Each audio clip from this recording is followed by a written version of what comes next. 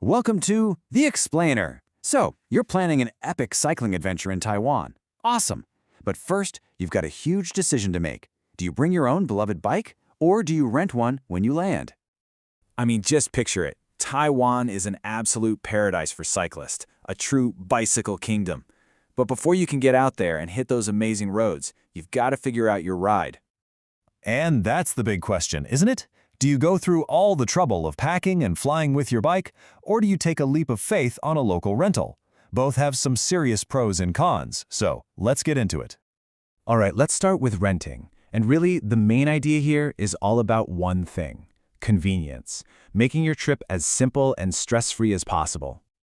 I mean, the perks are pretty clear. The biggest one is just how easy it is. You get to travel light, you don't have to wrestle with a giant bike box at the airport, and you dodge those killer airline fees. You just show up, and a professionally tuned bike is waiting for you. Plus, a lot of shops will even store your big suitcases for free, so you can just hit the road. And get this, we're not just talking about the bike itself. Any reputable shop is going to hook you up with the full package. You're getting waterproof bags, a helmet, a repair kit, lights, even a phone holder. You are literally ready to start your tour the second you walk out the door. And here's a really smart detail. The good rental places know the local roads, so they often equip their bikes with high-quality, puncture-proof tires. Can you imagine riding for a whole month without getting a single flat? That's the kind of peace of mind we're talking about. Okay, but here's a little word of warning. The quality of rental bikes can be, well, all over the map.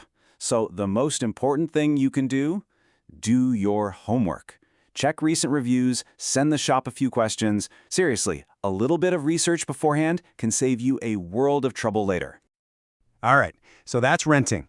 Now let's flip the script and talk about bringing your own bike from home, your trusted companion. For a lot of serious cyclists, this is the only option. It's just non-negotiable. If your bike is dialed in perfectly, your saddle height, your handlebars, everything, then bringing it with you means you get peak performance and, more importantly, peak comfort on those long days. You know, there's an emotional connection too.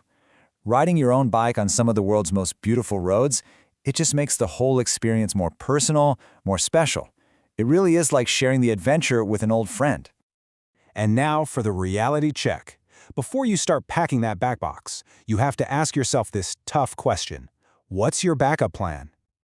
Look, Taiwan is amazing for cycling, but that doesn't mean the tiny little shop in a rural village is going to have the specific part for your high-end electronic shifting road bike.